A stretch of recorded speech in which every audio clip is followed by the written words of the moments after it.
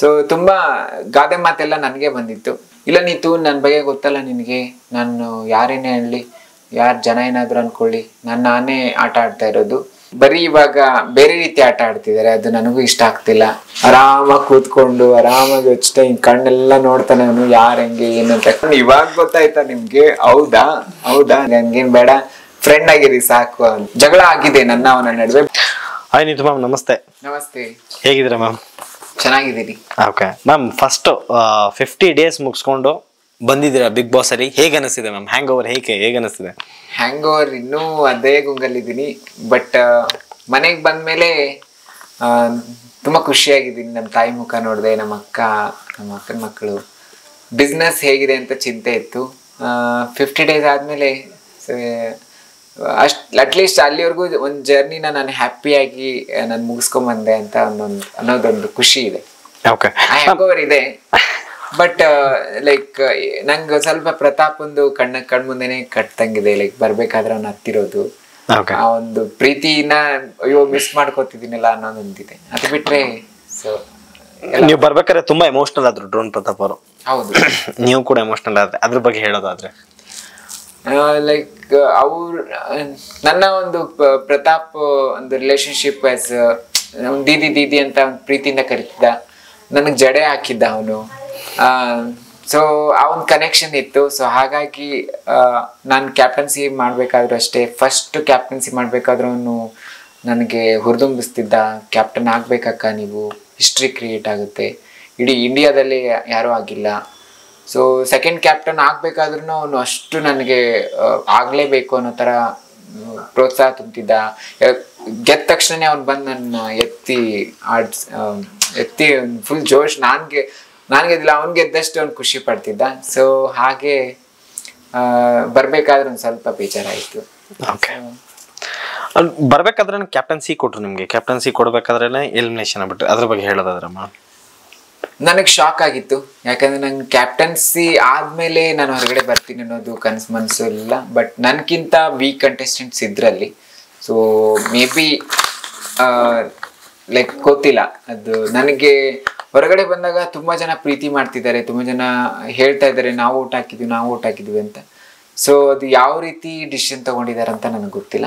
But like ನಾನು ಇರ್ಬೇಕಾಗಿತ್ತು ಇನ್ನೂ ಸ್ವಲ್ಪ ದಿನ ಅನ್ನೋದು ನನಗೂ ಇದೆ. ಬಟ್ ಏನ್ ಮಾಡೋಕ್ಕಾಗಲ್ಲ, ಗೋ ವಿತ್ ಫ್ಲೋ ಅಂತಾರಲ್ಲ. ಸೊ ಹಾಗೆ ಹೊರಗಡೆ ಬಂದ್ಮೇಲೆ ಈಗ ನಾನು ಖುಷಿಯಾಗಿದ್ದೀನಿ. ಸೊ ಎಲ್ಲಾನು ನಾನು ಒಂದು ಸಮನಾಗಿ ತಗೊಳ್ಳೋಂಥ ವ್ಯಕ್ತಿತ್ವ ನಂದು, ಗುಡ್ ಅಂಡ್ ಬ್ಯಾಡ್. ಸೊ ಹಾಗಾಗಿ ಏನ್ ಅನಿಸ್ತಾ ಇದೆ ಮ್ಯಾಮ್? ಪ್ರತಿ ವಾರ ನಿಮ್ಗೆ ಕಳಪೆ ಅಂತ ಕೊಡ್ತಾ ಇದ್ರು, ಅದ್ರ ಬಗ್ಗೆ ಹೇಳೋದಾದ್ರೆ ಮ್ಯಾಮ್? ಸೊ ಅಲ್ಲಿ ಒಂದು ಟಾರ್ಗೆಟ್ ಅಂತ ಮಾಡ್ತಾರೆ. ಅಲ್ಲಿ ಯಾರು ಸ್ಟ್ರಾಂಗ್ ಇದ್ದಾರೆ ಅವ್ರನ್ನ ಹೊರಗಡೆ ಕಳಿಸ್ಬೇಕು ಫಸ್ಟ್ ಅನ್ನೋ ರೀತಿಲಿ. ಸೊ ಆ ರೀತಿ ನನಗೆ ನಾಮಿನೇಷನ್ ಇಂದ ಹಿಡಿದು ಕಳಪೆಯಿಂದ ಹಿಡಿದು ಸೊ ಆ ರೀತಿ ಟಾರ್ಗೆಟ್ ಆಗ್ತಿದ್ದೆ ನಾನು. ಬಟ್ ನನಗೇನು ಅನ್ನಿಸ್ತಿರ್ಲಿಲ್ಲ, ನಾನು ಯಾವತ್ತೂ ವೀಕ್ ಅನಿಸಿಲ್ಲ. ಸೊ ವೀಕ್ ಅಂತ ಹೇಳ್ತಿದ್ರು. ಬಟ್ ನಾನು ಆಮೇಲೆ ಬರೋಕ್ಕಿಂತ ಕ್ಯಾಪ್ಟನ್ ಅದೇ ಕಿಚನ ಚಪ್ಪಾಳೆ ಬಂತು. ಸೊ ಅದೇ ರೀತಿ ನನ್ನ ಒಂದು ಸ್ಟ್ರೆಂತ್ ಏನಿತ್ತು ಅದನ್ನ ತೋರಿಸಿ ನಾನು ಕೆಪಬಲ್ ಇದ್ದೀನಿ ಅಂತ ಹೇಳಿ ನಾನು ಹೊರಗಡೆ ಬಂದಿದ್ದೀನಿ. ಆ ಒಂದು ಹೆಮ್ಮೆ ಇದೆ ನನಗೆ. ಹಾಗಾಗಿ ಸೊ ಡಸಂಟ್ ಮ್ಯಾಟರ್, ಕಳಪೆ ಅಂದ ತಕ್ಷಣ ಕಳಪೆ ಆಗಲ್ಲ, ಉಸುರು ಒಳಿ ಅಂದ ತಕ್ಷಣ ಉಸುರು ಒಳಿ ಆಗಲ್ಲ. ಸೊ ಪದೇ ಜಗಳ ಆಗ್ತಿತ್ತು ನಿಮ್ಗೆ ಹಾಗೂ ನಮ್ರತಾ ಅವ್ರಿಗೆ, ಅದ್ರ ಬಗ್ಗೆ ಹೇಳೋದಾದ್ರೆ?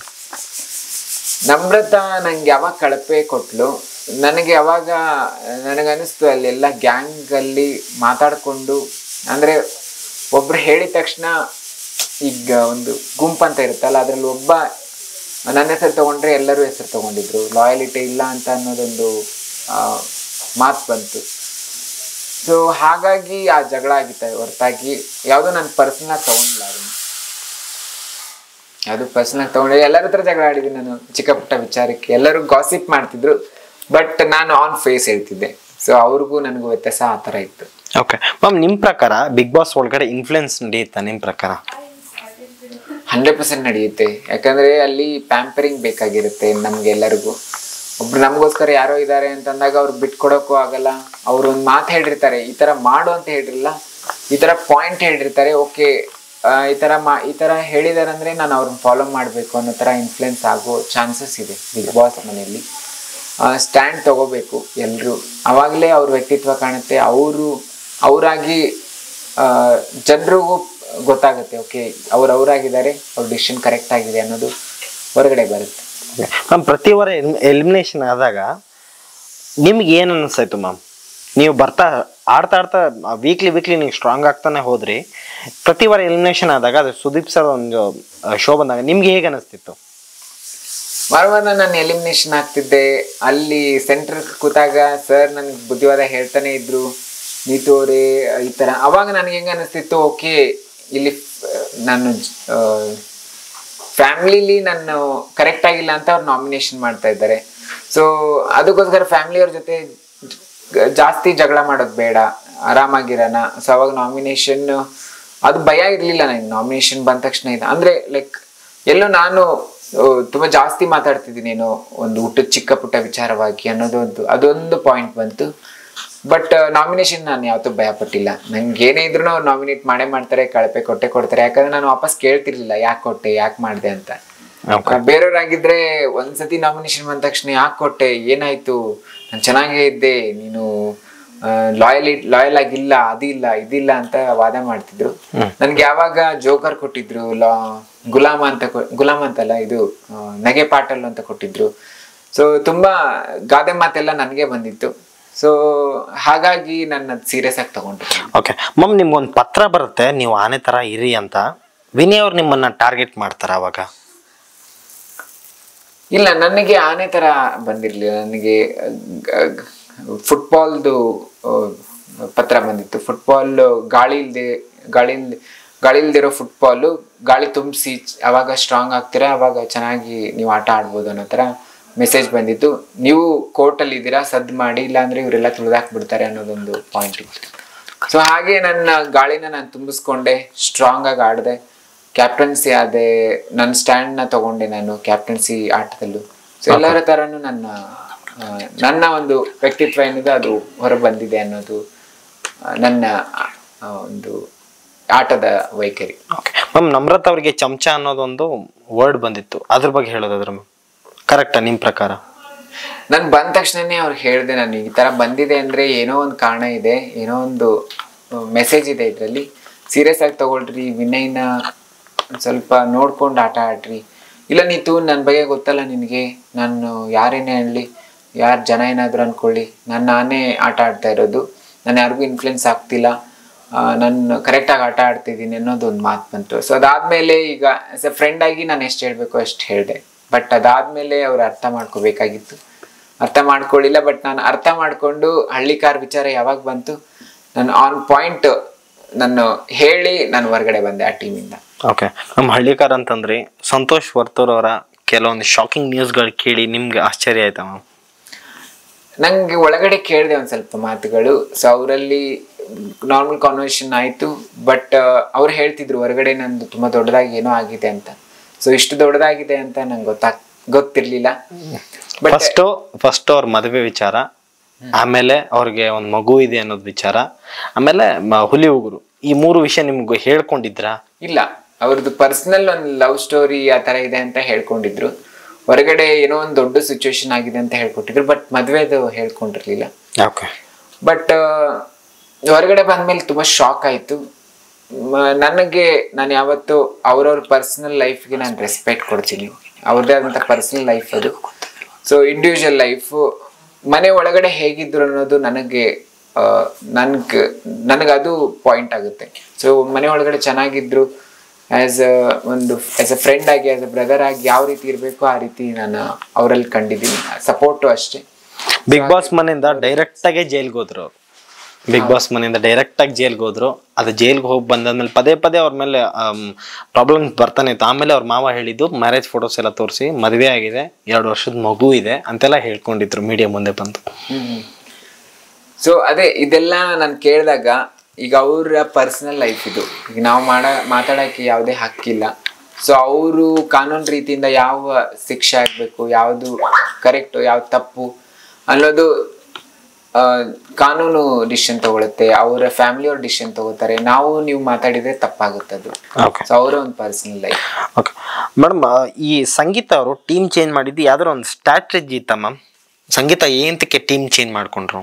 ಇಲ್ಲ, ಸಂಗೀತ ಅವರು ಲೈಕ್ ಓಕೆ ನಾನು ಎಲ್ಲಿದ್ರು ನಾನು ಗೆಲ್ತೀನಿ, ನಾನು ಎಲ್ಲಿದ್ರು ನನ್ನ ಸ್ಟ್ರಾಟಜಿ ತೋರಿಸ್ತೀನಿ ಅಂತ ಅವರು ವಿನಯ್ ಟೀಮಿಗೆ ಬಂದ್ರು.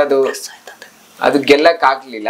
ಸಂಗೀತ ಅವರು ವಿನಯ್ ಟೀಮ್ ಬಂದ್ಮೇಲೆ ಅವ್ರಿಗೆ ಪ್ಲಸ್ ಆಯ್ತಾ ಕಾರ್ತಿಕ್ ಬಿಟ್ಟಾದ್ಮೇಲೆ? ಹೌದು, ಈ ವಿನಯ್ ಟೀಮ್ ಅಲ್ಲಿ ಒಬ್ರು ಮೈನಸ್ ಆಗಿದ್ರು, ಇಶಾನಿ ಅವರು ಮೈನಸ್ ಆಗಿದ್ರು. ಅವ್ರಿಗೊಬ್ರು ಯಾರು ಸ್ಟ್ರಾಂಗ್ ಕಂಟೆಂಟರ್ ಬೇಕಾಗಿತ್ತು. ಪ್ರತಾಪ್ಗೆ ಅವರು ಕೇಳಿದ್ರು, ನಮ್ಮ ಟೀಮಿಗೆ ಬಂದ್ರೆ ಕ್ಯಾಪ್ಟನ್ ಮಾಡ್ತೀನಿ ಅಂತ. ಸೊ ಪ್ರತಾಪು ನೋಡ್ತೀನಿ ಆದ್ರೆ ಬರ್ತೀನಿ ಅನ್ನೋ ತರ ಮಾತುಕತೆ ಆಗ್ತಿತ್ತು. ಬಟ್ ಯಾವಾಗ ಇವ್ರ ಮಧ್ಯೆ ಜಗಳ ಆಯ್ತಲ್ಲ, ಸೊ ಆ ಟೈಮಲ್ಲಿ ಇವರು ನೀಟಾಗಿ ಸಂಗೀತನ ಎಳ್ಕೊಂಡು ಆಟ ಆಡಿದ್ರು. ಬಟ್ ಅಲ್ಲಿ ವರ್ಕೌಟ್ ಆಗ್ತಾ ಇಲ್ಲ ಅದು ಕರೆಕ್ಟ್ ಆಗಿ. ಯಾಕಂದ್ರೆ ಇವ್ರ ಬಾಂಡಿಂಗೇ ಬೇರೆ ಇತ್ತು, ಇಲ್ಲೇ ಬೇರೆ ಇತ್ತು. ಆಟ ಅಂತ ಬಂದಾಗ ನಮ್ಮ ಸಂಪತ್ತಿಗೆ ಸವಾಲಲ್ಲಿ ಎಲ್ಲರೂ ಸ್ಟ್ರಾಂಗ್ ಆಗಿದ್ವಿ, ನಾವು ಎಲ್ಲರೂ ಗುಂಪಾಗಿದ್ರು, ಇಂಡಿವಿಜುವಲ್ ಆಗಿ ಆಟ ಆಡ್ತಿದ್ವಿ. ಆಟ ಅಂತಂದಾಗ ಇಲ್ಲಿ ಆಟ ಅಂತ ಬಂದಾಗ ವಿನಯ್ ಟೀಮಲ್ಲಿ ಅವರು ಇಂಡಿವಿಜುವಲ್ ಆಗಿ ಆಡ್ತಿರ್ಲಿಲ್ಲ, ಗುಂಪಾಗಿ ಒಂದೊಂದ್ಸತಿ ಇಂಡಿವಿಜುವಲ್ ಆಟನೂ ತೋರಿಸ್ಬೇಕಾಗತ್ತೆ. ಇವರು ನೀನ್ ಆಟ ಆಡು, ಓಕೆ ನಾನು ಹೋಗ್ಲಾ, ಓಕೆ ನೀನು ಈ ತರ ಅಂದ್ರೆ ಕಾಂಪ್ರಮೈಸ್ ಮಾಡೋದಾಯ್ತು. ಓಕೆ ನಾನ್ ಬಿಟ್ಕೊಡ್ತೀನಿ ನೀನು ಹೋಗು ಅನ್ನೋದಾಯ್ತು. ಸೊ ಆ ತರ ಆಗ್ತಿತ್ತು.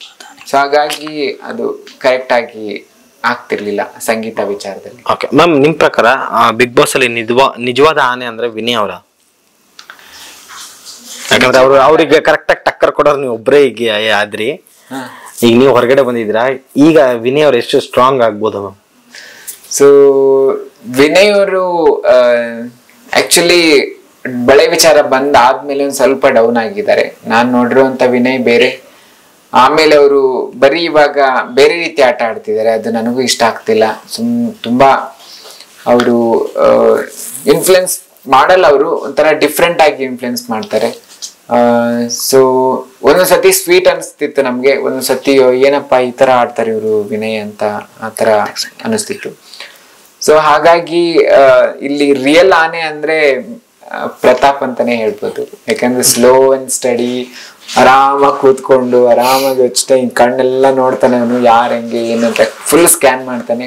ನನಗೂ ಒಂದೊಂದ್ಸತಿ ಹೇಳಿದ, ದೀದಿ ನಿಮ್ಗೆ ಬುದ್ಧಿ ಇಲ್ಲ, ಅವ್ರ ಹತ್ರ ಹೋಗಿ ಮಾತಾಡ್ತೀರಾ ನೀವು ಅಂತಂದು. ನಾ ಹೇಳ್ತಿದ್ದೆ ನನ್ನ ವ್ಯಕ್ತಿತ್ವ ಬೇರೆ, ನಿನ್ನ ವ್ಯಕ್ತಿತ್ವ ಬೇರೆ, ಬಟ್ ನನಗ್ ಗೊತ್ತು ಎಲ್ಲಿ ಯಾರನ್ನ ಎಷ್ಟಿಡ್ಬೇಕು ಅಂತ. ಸೊ ಆ ರೀತಿ ನಾನು ಆಟ ಆಡ್ಕೊಂಡ್ ಬಂದೆ. ನಿಮ್ಮ ಮತ್ತು ಸಂಗೀತ ಅವರ ಜಗಳ ಆಗಿತ್ತು, ಅದನ್ನ ರೀಲ್ಸ್ ಮಾಡ್ಕೊಂಡು ಜನ ಮಿಲಿಯನ್ಸ್ ಗಟ್ಲೆ ವ್ಯೂಸ್ ಹಾಕಿದೆ, ಅದ್ರ ಬಗ್ಗೆ ಹೇಳೋದಾದ್ರು ಮ್ಯಾಮ್? ಸೊ ಅದು ನಂಗೆ ಕಾಮನ್ ಆಗಿ ನಾನು ಎಲ್ಲರೂ ಟೇಸ್ಟ್ ನೋಡ್ತಿದ್ರು, ನಾನು ಟೇಸ್ಟ್ ನೋಡ್ಬೇಕಾದ್ರೆ ಆತರ ಮಾತು ಬಂತು. ಎಲ್ಲರೂ ಫುಲ್ ಎಲ್ಲ ಟೇಸ್ಟ್ ನೋಡ್ತಾ ಇದ್ರೆ ಖಾಲಿ ಆಗ್ಬಿಡುತ್ತೆ ನಿಂತು, ಎಲ್ಲರಿಗೂ ಸಾಲಲ್ಲ ಅನ್ನೋ ತರ ಮಾತು ಬಂತು. ನಾನು ಇವಾಗ ಗೊತ್ತಾಯ್ತಾ ನಿಮ್ಗೆ, ಹೌದಾ ಅನ್ನೋ ತರ ನಾನು ಎಕ್ಸ್ಪ್ರೆಷನ್ ಕೊಟ್ಟಿದ್ದೆ. ಬಟ್ ಅದು ರೀಲ್ಸ್ ಆಗಿದೆ ಅಂದ್ರೆ ನನಗೆ ಶಾಕ್. ಮ್ಯಾಮ್, ಬಿಗ್ ಬಾಸ್ ಮನೆಯಲ್ಲಿ ನಿಮ್ಮ ಜರ್ನಿ ನೀವು ಹೇಗೆ ಇಷ್ಟಪಡ್ತೀರ ಮ್ಯಾಮ್? ನಾನು ಬಿಗ್ ಬಾಸ್ ಹೌಸ್ ಅಲ್ಲಿ ನನ್ನ ಒಂದು ಎಕ್ಸ್ಪೀರಿಯನ್ಸ್ ತುಂಬಾ ಎಂಜಾಯ್ ಮಾಡಿದ್ದೀನಿ. ನಂಗೆ ಟೀಮ್ ಆಲ್ರೆಡಿ ಹೊರಗಡೆ ಹೇಳ್ತಾ ಇದ್ರು, ನೀತವರೇ ಎಂಜಾಯ್ ಮಾಡಿ ಈ ಜರ್ನಿನ, ಸೆಲೆಬ್ರೇಟ್ ಮಾಡಿ ಹಾಗೆ ಹೀಗೆ ಅಂತ. ಸೊ ಅದೇ ರೀತಿ ನಾನು ಸೆಲೆಬ್ರೇಟ್ ಮಾಡಿ ಎಂಜಾಯ್ ಮಾಡಿ ಬಂದಿದ್ದೀನಿ ಅಂತ ನನಗೆ ಒಂದು ಖುಷಿ ಇದೆ ಈ ವಿಚಾರದಲ್ಲಿ. ಓಕೆ ಮ್ಯಾಮ್, ವರ್ತೂರ್ ಸಂತೋಷ್ ಅವರು ನಿಮ್ಗೆ ಸಿನಿಮಾ ಬೇರೆ ಮಾಡ್ತೀನಿ ಅಂತ ಹೇಳಿದ್ದಾರೆ, ಅದ್ರ ಬಗ್ಗೆ ಹೇಳೋದಾದ್ರೆ? ವರ್ತೂರ್ ಸಂತೋಷ್ ಅವರು ನಾನು ಹಿಂಗ್ ಸಿನಿಮಾ ಮಾಡ್ಕೊಡ್ತೀನಿ, ಫುಲ್ ಅವ್ರು ಒಡವೆ ಎಲ್ಲ ಬಂದ ತಕ್ಷಣ ಅವ್ರು ಫುಲ್ ಚೇಂಜ್ ಆಗ್ಬಿಟ್ರು. ನಾನು ಅಸಮರ್ಥರಾಗಿದ್ದಾಗೆ ಚೆನ್ನಾಗಿದ್ರಲ್ಲಪ್ಪ ಹಳ್ಳಿಕಾರರು, ಯಾಕೆ ಈ ತರ ಆಡ್ತಿದ್ದಾರೆ ಅಂತ. ಸೊ ಅವ್ರು ಹೇಳಿದ್ರು ನನಗೆ, ಬಟ್ ಆಲ್ರೆಡಿ ಅವ್ರಿಗೆ ಹೇಳಿದೆ ನಾನು, ಇಲ್ಲ ನಂಗೆ ಆಲ್ರೆಡಿ ಎಷ್ಟೊಂದು ಅಪರ್ಚುನಿಟಿ ಇದೆ ರೀ, ನನ್ಗೇನ್ ಬೇಡ, ಫ್ರೆಂಡ್ ಆಗಿರಿ ಸಾಕು ಅಂತ ಹೇಳಿದೆ. ಸೊ ಮೇ ಬಿ ಗೊತ್ತಿಲ್ಲ, ಒಬ್ಬೊಬ್ರು ಇರ್ತಾರಲ್ಲ, ಈಗ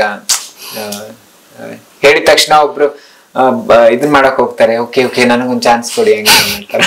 ಸೊ ನಾನ್ ಆತರ ಇರ್ಲಿಲ್ಲ. ಓಕೆ ಮೇಡಮ್, ಕಾರ್ತಿಕ್ ಅವರು ಮತ್ತೆ ಸಂಗೀತ ಅವರ ಲವ್ ಸ್ಟೋರಿ ಬಗ್ಗೆ ನೀವೇನಾರು ಹೇಳ್ತೀರಾ madam? Karthik and Sangeetha love story ಅಲ್ಲ. ಸಂಗೀತ ಆಲ್ರೆಡಿ ಕ್ಲಿಯರ್ ಆಗಿದ್ರು ಅವರು, ನಾವು ಫ್ರೆಂಡ್ಸ್ ಅನ್ನೋ ತರಾನೇ. ಸೊ ಕಾರ್ತಿಕ್ ತುಂಬಾ ಒಳ್ಳೆಯ ವ್ಯಕ್ತಿ, ಅವನು ಒಳ್ಳೆ ಗುಡ್ ಹ್ಯೂಮನ್ ಬೀಂಗ್. ಜಗಳ ಆಗಿದೆ ಅವನ ನಡುವೆ, ಬಟ್ ಅದೇ ಅವ್ರಾಗೆ ಆಡಿದ್ರೆ, ನಾವು ರಣಶಕ್ತಿ ಟೀಮ್ ಅಲ್ಲಿ ಇದ್ದಾಗ ಅವರು ನನ್ನ ವಿಚಾರದಲ್ಲಿ ಒಂದು ಡಿಸಿಷನ್ ಕರೆಕ್ಟ್ ಆಗಿ ತಗೊಳ್ಳಿಲ್ಲ, ಅವಾಗ ಇನ್ಫ್ಲುಯೆನ್ಸ್ ಆಗ್ತಾರೆ ಅನ್ನೋದೊಂದು ನನಗೆ ಕಂಡು ಬಂದಿತ್ತು. ಬಟ್ ಲೈಕ್ ಅವರು ಇಂಡಿವಿಜುವಲ್ ಆಟ ಆಡ್ತಿದ್ದಾರೆ ಇವಾಗ. ಸೊ ಕರೆಕ್ಟಾಗಿ ಆಟ ಆಡ್ತಿದ್ದಾರೆ. ಅವರ ಮತ್ತೆ ಸಂಗೀತ ರಿಲೇಶನ್ಶಿಪ್ ನೋಡಿದ್ರೆ ಸೊ ಫ್ರೆಂಡ್ಸ್ ಅವರು ಇವಾಗ ಹೊರಗಡೆ ಬಂದ್ಮೇಲೂ ಫ್ರೆಂಡ್ಸ್ ಆಗೇ ಆಗ್ತಾರೆ. ಮತ್ತೆ ಅವ್ರ ಬಾಂಡಿಂಗ್ ಡಿಫ್ರೆಂಟ್ ಆಗಿದೆ. ಸೊ ಇಬ್ರು ಸ್ಟ್ರಾಂಗ್ ಇದ್ದಾರೆ. ಮೇ ಬಿ ಇನ್ನೊಂದು ಮುಂದಿನ ದಿನಗಳಲ್ಲಿ ಮತ್ತೆ ಕ್ಲೋಸ್ ಆಗ್ಬೋದು ಅವರು. ಮ್ಯಾಮ್ ಒಂದು ವಾರ ಮಾತು ಬಿಟ್ಟಿದ್ರು ಕಾರ್ತಿಕ್ ಅವರು ಮತ್ತೆ ಸಂಗೀತ ಅವರು. ಈ ಫ್ರೆಂಡ್ಶಿಪ್ ನೀವ್ ಏನಂತ ಹೇಳ್ತೀರಾ ಮ್ಯಾಮ್? ಅಂದ್ರೆ ಬಿಟ್ಟು ವಿನಯ್ ಟೀಮ್ಗೆ ಹೋಗಿದ್ರು ಅವ್ರಿಗೆ ಆಟ ಅಂದ್ರೇನೆ ಗೊತ್ತಾಗ್ತಿಲ್ಲ. ಆಟ ಅಂದ್ರೆ ಇಲ್ಲಿ ಅವ್ರು ಹೇಗ್ ಪ್ರೊಜೆಕ್ಟ್ ಮಾಡ್ತಾರೋ ಅದೇ ಆಟ, ಬಿಗ್ ಬಾಸ್ ಆಟ. ಸೊ ಇವರು ಟಾಸ್ಕ್ ಗೆದ್ರೆ ಈ ಟೀಮ್ಗೆ ಹೋದ್ರೆ ಆ ಟೀಮ್ಗೆ ಹೋದ್ರೆ ಸ್ಟ್ರಾಟಜೈಸ್ ಅದು ಇದು ಆಟ ಅಲ್ಲ ಅದು. ಸೊ ಅವರು ಎಷ್ಟು ರೆಸ್ಪೆಕ್ಟ್ ಕೊಡ್ತಾ ಇದ್ದಾರೆ ಒಂದು ಎದುರುಗಡೆ ವ್ಯಕ್ತಿಗೆ, ಆ ಒಂದು ರಿಲೇಶನ್ಶಿಪ್ಗೆ ಎಷ್ಟು ತೂಕ ಕೊಡ್ತಾ ಇದ್ದಾರೆ, ಎಷ್ಟು ವ್ಯಾಲ್ಯೂ ಕೊಡ್ತಾ ಇದ್ದಾರೆ, ಅದು ಪಾಯಿಂಟ್ ಆಗುತ್ತೆ. ಸೊ ಹಾಗಾಗಿ ರಿಯಲ್ ಆಟದಲ್ಲಿ ಅವ್ರು ಸೋಲ್ತಾ ಇದ್ದಾರೆ ಸಂಗೀತ ಅವರು. ಸೊ ಆ ರೀತಿ ಮ್ಯಾಮ್ ನಿಮ್ ಪ್ರಕಾರ ಬಿಗ್ ಬಾಸ್ ಅಲ್ಲಿ ಟಾಪ್ 5 ಅಂಡ್ ಟಾಪ್ 2 ಯಾರು ಬರ್ಬೋದು? ವಿನ್ನರ್ ಯಾರು ಆಗ್ಬೋದು? ಟಾಪ್ 5 ಹೇಳೋದು ತುಂಬಾ ಕಷ್ಟ, ಯಾಕಂದ್ರೆ ತುಂಬಾ ಎಲ್ಲರೂ ಕಾಂಪಿಟೇಟರ್ಸ್ ಅಲ್ಲಿ, ಎಲ್ಲರೂ ಅವರದೇ ಆದಂತ ಆಟ ಆಡ್ತಾ ಇದ್ದಾರೆ. ಸೊ ವಿನ್ನರ್ ಆಗ್ಬೋದು ಅಂತಂದ್ರೆ ಪ್ರತಾಪ್, ನನ್ನ ಸ್ವೀಟ್ ತಮ್ಮ ಓಕೆ. ಸೊ ಅವನಾದ್ರೆ ನಂಗೆ ಖುಷಿ ಆಗುತ್ತೆ. ಇಲ್ಲ ಅಂದ್ರೆ ಹಳ್ಳಿಕಾರ್ ಪ್ರೊಡ್ಯೂಸ್ ಮಾಡ್ತೀನಿ ಅಂತ ಹೇಳಿದ್ದಾರೆ ಅದಕ್ಕೆ. ಇಲ್ಲ ಆತರ ಇಲ್ಲಪ್ಪ, ಲೈಕ್ ತುಂಬಾ ಒಳ್ಳೆ ವ್ಯಕ್ತಿ, ನನಗೆ ಸಪೋರ್ಟ್ ಮಾಡಿದ್ದಾರೆ, ಗುಡ್ ಹ್ಯೂಮನ್ ಬೀಯಿಂಗ್ ಆಗಿ.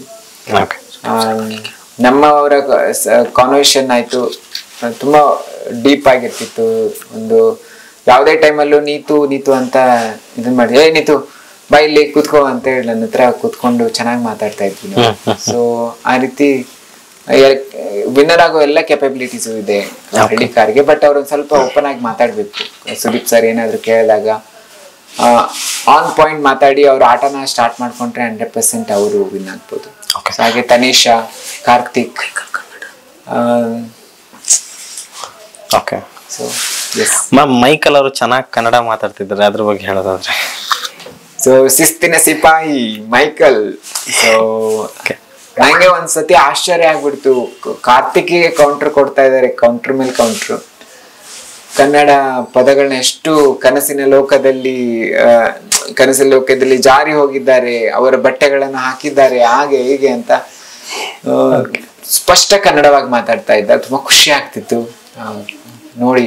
ನಾವು ಕನ್ನಡದವರಾಗಿ ಕನ್ನಡನೇ ಮಾತಾಡಲ್ಲ ಒಂದೊಂದ್ಸತಿ. ಅಲ್ಲೇ ಎಷ್ಟೊಂದ್ ಜನ ನಾನು ಕ್ಯಾಪ್ಟನ್ ಆದಾಗ ಎಷ್ಟೊಂದ್ಸತಿ ಇಂಗ್ಲಿಷ್ ಮಾತಾಡ್ತಿದ್ರೆ ಕನ್ನಡ ಅಂತಿದ್ದೆ ನಾನು. ಸೊ ಆ ಒಂದ್ ನೋಡಿದಾಗ ಮೈಕಲ್ ಕನ್ನಡನ ಉಳಿಸ್ತಾ ಇದ್ದಾರೆ. ಅದಕ್ಕೋಸ್ಕರನೇ ಅವ್ರಿಗೆ ಮೈಕಲ್ಗೆ ಕ್ಯಾಪ್ಟನ್ಸಿ ಕೊಟ್ಟು ಬಂದಿದ್ ನಾನು. ಅವ್ರಲ್ಲಿ ಕ್ಯಾಪಬಿಲಿಟಿ ಇದೆ, ಮತ್ತೆ ಡಿಸಿಷನ್ ಅಂತ ತಗೊಂಡಾಗ ಡೈರೆಕ್ಟ್ ಆಗಿ ಹೇಳ್ತಾರೆ ಅವರು, ಯಾರ ಮುಖನೂ ನೋಡಲ್ಲ. ಸೊ ಹಾಗೆ ನನ್ನ ಕ್ಯಾಪ್ಟನ್ಸಿ ಟಾಸ್ಕ್ ಅಲ್ಲೂ ಅಷ್ಟೇ ಲಾಸ್ಟ್ ವರ್ಗು ಬಂದು ಅವರು ಅದ್ ಮಿಸ್ ಆಗಿತ್ತು, ಹಾಗಾಗಿ ಅವ್ರಿಗೆ ಕೊಟ್ಟೆ ನಾನು. ನಾನು ಪ್ರತಾಪ್ ಕೊಡ್ಬೇಕಾಗಿತ್ತು, ಬಟ್ ಸಿಂಪತಿಯಿಂದ ಕೊಡೋದ್ ಬೇಡ. ಮನೆ ನಡೆಸ್ಬೇಕಂದ್ರೆ ಆ ಒಂದು ಸ್ಟ್ಯಾಂಡ್ ತಗೊಂಡು ಆ ಆಟ ಆಡಿ ಆ ಗೆದ್ದಾಗ ಒಂದ್ ಫೋಟೋ ಬರುತ್ತಲ್ಲ, ಅದೊಂದು ಹ್ಯಾಪಿನೆಸ್ ಬೇರೆ. ಸೊ ಹಾಗಾಗಿ ಪ್ರತಾಪ ಕೊಡ್ಲಿಲ್ಲ, ಮೈಕಲ್ ಕೊಟ್ಟೆ. Michael is also very good. Okay. Last ವಾರ ಬರ್ಬೇಕಾದ್ರೆ ಸುದೀಪ್ ಸರ್ ಅವರು ಔಟ್ಫಿಟ್ ಕಳಿಸ್ಕೊಟ್ರು. ನಿಮ್ಗೆ ಯಾವ ಔಟ್ಫಿಟ್ ಸೂಟ್ ಆಯ್ತು? ಯಾವ್ದು ಇಷ್ಟಪಟ್ರಿ ಸುದೀಪ್ ಸರ್ ಔಟ್ಫಿಟ್? ಸೊ ಇಲ್ಲ, ಒಂದ್ ಗೇಮ್ ಇತ್ತು. ಆ ಗೇಮ್ ಅಲ್ಲಿ ನಾವು 1 ಪಾಯಿಂಟ್ ಇಂದ ಸೋತಿದ್ದು. ಸರ್ ಒಂದು ಮೂವೀಸ್ ನ ಐಡೆಂಟಿಫೈ ಮಾಡ್ಬೇಕಿತ್ತು ಪಿಕ್ಚರ್ ಇಂದ. ಸೊ ಅದ್ರಲ್ಲಿ ಸೋತಿದ್ರಿಂದ ನಮ್ಗ ಆ ಸರ್ಪ್ರೈಸ್ ಗಿಫ್ಟ್ ಸಿಗ್ಲಿಲ್ಲ. ಬಟ್ ನಾನು ಲಾಸ್ಟ್ ಬರ್ಬೇಕಾದ್ರೆ ಪ್ರತಾಪ್ ನನಗೆ ನೀ ತಗೊಂಡು ಹೋಗು, ಇದು ನನ್ ಗಿಫ್ಟ್ ಅಂತ ಕೊಟ್ಟ. ಇಲ್ಲ ನಿನಗೆ ಕೊಟ್ಟಿದ್ದಾರೆ ಸರ್, ನೀನ್ ಇಟ್ಕೋ ಇದನ್ನ ಅಂತ ಹೇಳಿದ್ದು.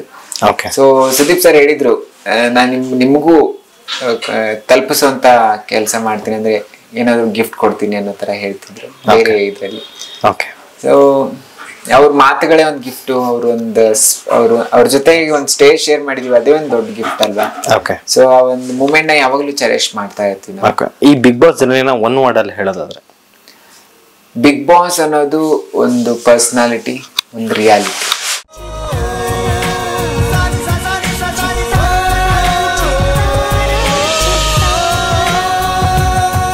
ಕನ್ನಡಿಗರ ಮನೆ ಮಾತಾಗಿರುವ ಸಿನಿ ಪತ್ರಿಕೆ ಚಿತ್ತಾರ, ಕರ್ನಾಟಕದ number 1 readers choice entertainment magazine.